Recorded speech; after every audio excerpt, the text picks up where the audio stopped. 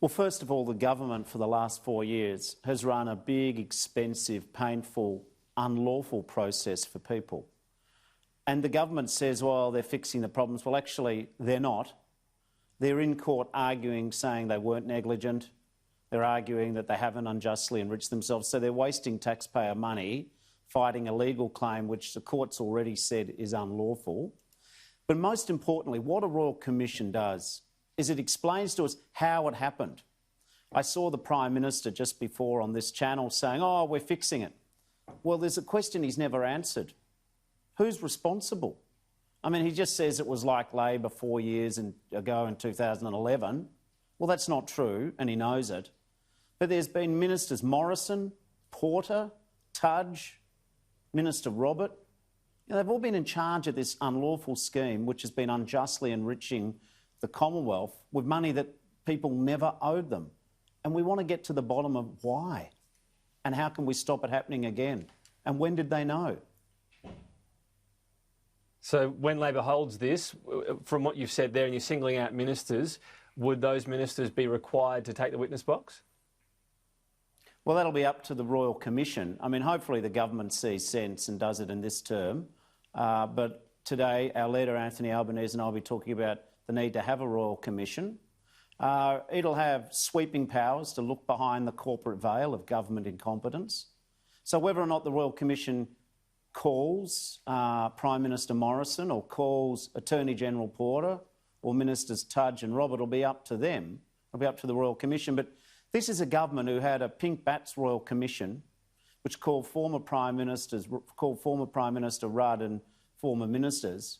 And Robodebt has caused harm on a scale far greater than that scheme. So you'd have to assume that they'd want to hear from the ministers who were involved in the administration of this unlawful scheme.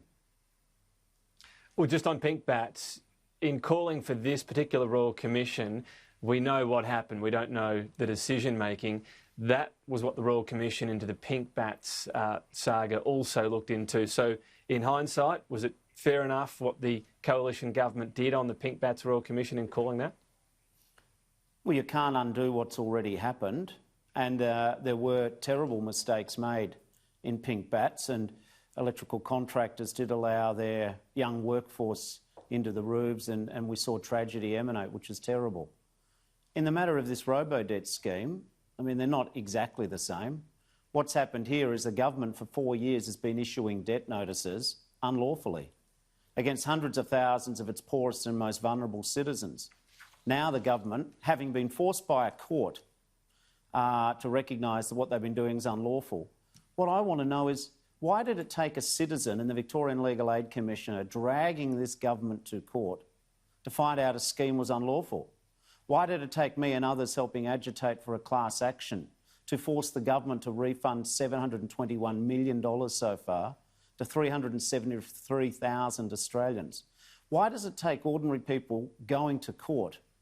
And what this shows is that the Parliament's broken. We ask question after question and the government hides behind an argument, oh, well, it's in the legal courts and we've got legal privilege. The problem is we still don't know why the government ran an unlawful scheme for 4 years. Why didn't the system sound an alarm bell that this was illegal? They had noticed it was unlawful since 2017, but they just ignored it and carried on. Do you accept this is going to be seen by some voters as just continuing on the tradition of calling a Royal Commission that's awkward for the other side? It brings back memories, of course, of your own time at the Trade Union Royal Commission. Yeah, well, that's turned out to be somewhat different, hasn't it, in the light of recent events? Listen, in all seriousness, Robodebt's a massive failure of social security law. The argument that a government, I mean, they shouldn't be held responsible for illegally issuing debts against civilians. They spend tens of millions of dollars, Tom, on debt collectors to collect illegal debts.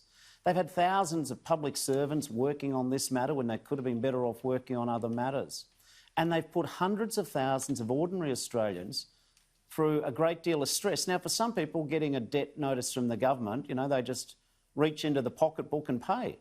But for many people on Centrelink, it's meant to be a safety net, but it's not meant to be used as a source of individual poor blaming and shaming.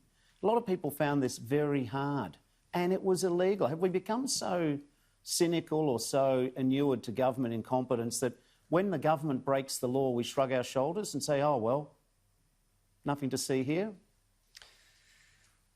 All right, and I just want to move on to a couple of other issues before we go. You alluded to, I believe, Dyson Hayden obviously facing these sexual harassment cases, 6 young women working at the High Court at the time. You said earlier today that the government should look at, or it should be, that his Companion of the Order of Australia should be revoked. Shouldn't we be waiting until any sort of legal process plays out before making such a decision? Possibly. But what I've also got to say to you is, this is the High Court has said that this behaviour is unacceptable. I'm as shocked as you and millions of other people. But these associates, these young women, are in positions where the judge has great power, immense power. And the fact is that the High Court has apologised for his behaviour. There's surely got to be something here for people to consider. I mean, how do you keep an AC? But it's still an in internal Australian investigation. So you said possibly before. Should we, this is should an we wait internal until whatever legal process plays out? This is an internal investigation. But if you've ever seen this before, Tom, in your whole time, well, then I'd be amazed. This is the High Court of Australia. This isn't, you know, right. No matter of harassment is ordinary or acceptable. But I don't know about you. Maybe this doesn't surprise you or shock you. I don't know. But for me, this fellow, how do we think there are no consequences? All right. I'm not saying it doesn't. It's a question of whether he's done anything or not, just talking about the legal process. But just one final question for you as well, Will Shorten. Eden Monaro by-election, if we look at the history of this, 100 years since a government won a by-election off an opposition, you'd have to be expecting Labor to win this, wouldn't you?